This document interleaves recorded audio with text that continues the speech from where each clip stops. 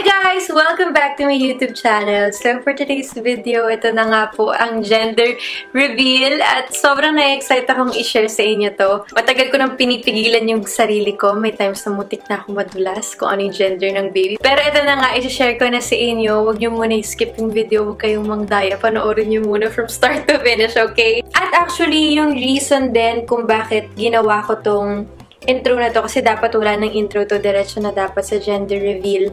Gusto ko rin sana mag-disclaimer at humingi rin ng sorry kasi hindi ako nakapag-disclaimer. Ngayon lang ako nakapag-disclaimer dahil nga, alam mo yun, sa sobrang saya ko, sa sobrang excited ako, dire-diretso na ako magkwento at hindi ko na naiisip yung mga kailangan kong sabihin na pa-disclaimer. May mga nababasa lang ako, hindi naman bash, hindi naman siya bash, pero parang sinabi niya lang na dapat nga may pa-disclaimer ako, lalo na sa mga bata. Yun, 100% agree ako at aminin ko, it's my fault na hindi ako nakapagsabi agad ng disclaimer dahil nga sobrang excited ako i-share sa inyo yung news. Kasi may mga nakikita ako na baka daw isipin ng mga bata na, okay lang pala magka-baby anytime, any age, okay lang pala, ganun lang pala ka-easy. Kasi kung titignan mo yung videos ko, di ba, ganun talaga yung magiging itsura niya. So, yung mga ibang kabataan na nag-follow sa akin, baka isipin na, si Riva nga, ganitong age, baka pwedeng mas maaga din ako or baka pwede parehas kami. Ito yung gusto kong sabihin sa inyo guys na situational kasi yan.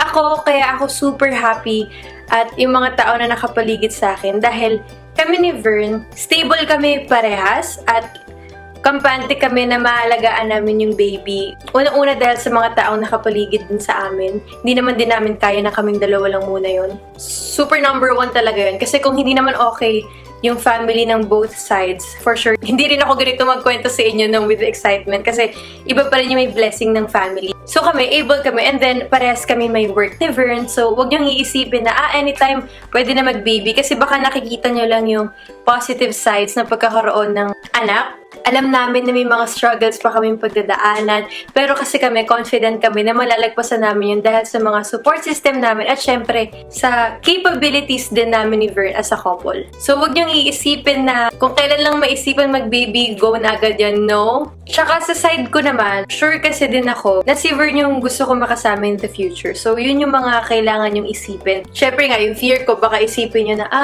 ang saya pala magka-baby, ganito pala yung reaction ng friends, magiging happy pala yung family. Hindi lahat, guys, hindi lahat ng family ganon, hindi lahat ng na-experience ko, maaaring ma-experience nyo din. Iba-iba yan. So yung mga na-experience ko lang, sinishare ko lang sa inyo. Pero yun nga, ibig ko sabihin, hindi kailangan gayahin ninyo, okay? Ako, lucky lang ako na solid yung support system ko from my family and from Vern's family. May work kami parehas ni Vern. Able kami mag-raise ng child. We will make sure na hindi mahihirapan yung baby. Pero ayun, so happy na nasabi ko na yun sa inyo. At bago tayo mag-start sa gender reveal, gusto ko lang magpasalamat syempre sa Nice Print. Actually, sila yung nag-take ng photos ko sa merch. Tsaka nung time nag-reveal ako na pregnant ako, tsaka yung mga photos na nakikita nyo dito sa screen. At yung mga mapapanood yung clips mamaya, lahat yun ay from Nice Print. Sila yung kumuha nun. Kaya thank you so much, Nice Print. Sobrang laking bagay nila sa akin dahil nagka-capture nila yung mga importanteng moments sa aking life.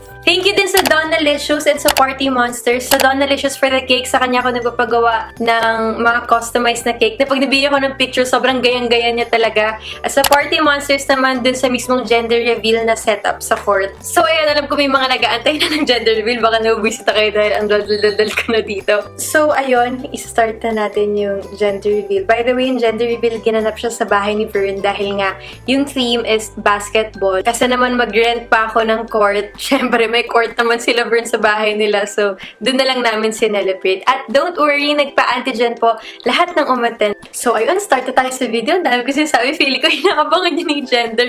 Let's go!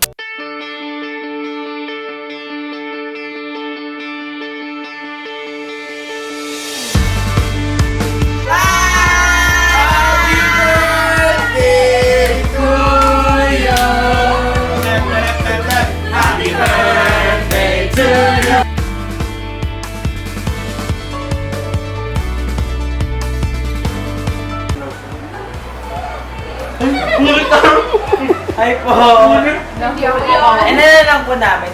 Kasi kailangan namin Food testing. Food tasting kasi baka mamaya, di ba?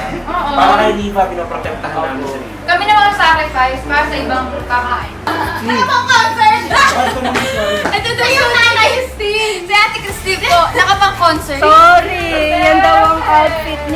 sana ay maging maayos. Blue or pink man, sana ang wish and pray lang nating lahat is healthy and normal yung baby. Amen! And before we proceed to the actual gender reveal, maglalaro muna tayo. The first game is charades. The winning group will bring home the baby. Five. Baby change. Diaper. Boom! Yes! Yes! Let's go! Pero okay lang matalo, bibigyan ako ni 30 na 500. Okay, okay, te.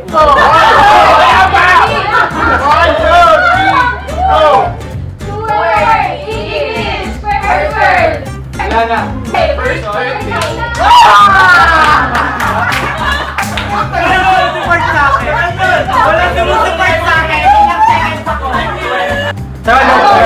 Three words.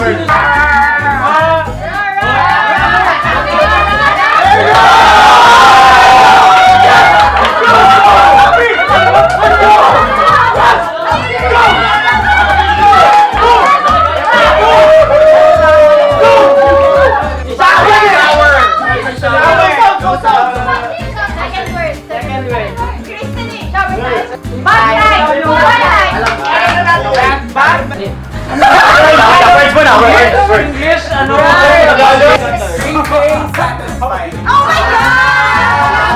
English! Two words!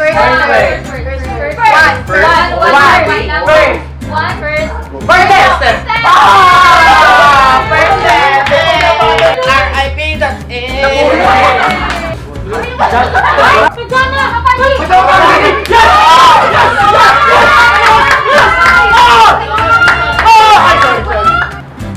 Baking Becky cookies! Cookies! Eh! Becky Cookies! Ay, masaya kami! First word.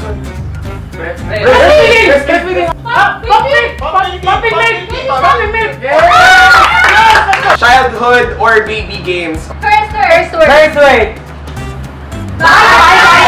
Bye-bye! Sabi, paborito laro ko yan, mami ako daw. Mami ako daw. Peekaboo! Buhan! Boom! Oh, sorry. 4 seconds. English! 3 words!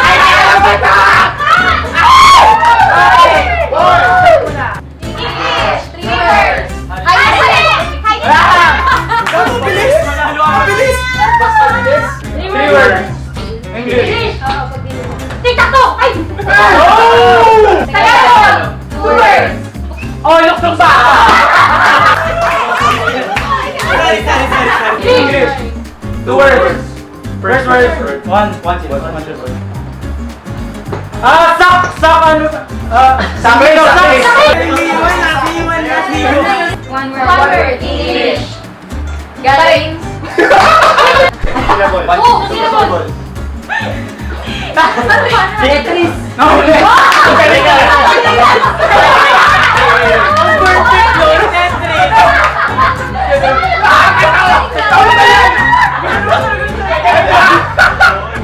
Matapatoy! Jackal!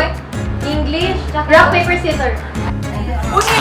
Si ate! Grabe naman! I'm so proud of you! Proud you! My pregnancy break! Para makita namin yung boy version ni Ate Riva if ever nakamukha niya man. Di ba? Feeling ko kasi, di ba, parang sa Ate Riva, hindi siya masyadong girly, like boys din talaga. Oo. Feeling ko, ang solid nung boy version nila ni Vern tsaka ni Ate Riva, tapos laging street style. Totoo. Ganda. ko boy kasi Wala ka lang excited pink excited ako makita yung pag pinaghalo mong Riva at Bert tapos lalaki. Lalaki. Oo. Tapos, isa pa, wala talaga akong damit-damit kasi. Naubusan. Yun talaga yun. Yun talaga. Bigyan mo sa makapagpagdamdamin ng size. Ay, makapagpagpag. Ay, wala kaming ganun. Hindi po Hello? kami Iba nagbabago eh. Ito lang. Mapagbagbag damdaming message po. Game na po. Game na po. Okay. Game na. 1, 2, 3. Makapagbagdamdamin. Message. Yes. Message. Yes. Pero, feeling ko naman, kahit ano yung gender nung magiging baby, basta healthy. Happy kami doon. Yes. Oh, Kahit seryoso na yun. basta pinag-combine na itsura nyo, tanggap na. Kaya sigurado Pero pag na hindi ka mukha. Eh, bakit di nila kamukha? Sino ka mukha? Ako? Ang sabay tayo dyan. Kaya ako yung pink kasi feeling ko talaga babae. Blooming kasi siya. Ako, feeling ko talaga, malakas yung loob ko. Blue. Pero kahapon, parang yung nirelease na yung Nagbago vlog niya, yung nagbago isip. yung isip ko. Pero yung outfit ko kasi nakaset na as blue eh. So, papanindigan ko na blue ako. Kasi may pustahan din kami. Starbucks. Oo, sakto. Kami Starbucks kung babae or lalaki. Siguro mag-Jack and Poy na lang sige. tayo. Sige, sige. Tatlong bagsak. Jack and Poy. Okay! Wala ka rin ako!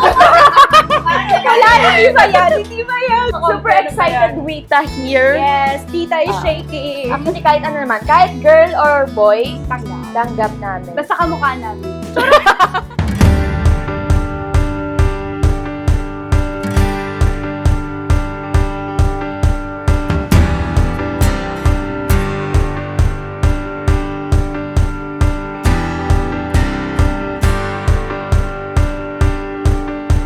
Super excited ako kasi super tagal ko nang inantay itong moment na to, itong gender reveal. Pero para sa akin, kahit anong gender naman talaga, basta ang lagi ko pinagdadasal is healthy yung baby paglabas. Bakit ganun din? Kahit anong gender naman, basta healthy. Weh! Ano talaga? Babae. Sinungaling! Para mabaliktad, Sinungaling! para mabaliktad. Lalaki talaga yung Lalaki gusto lang. niya, guys. So right now, we have 5 balls, one of which contains the gender of the baby.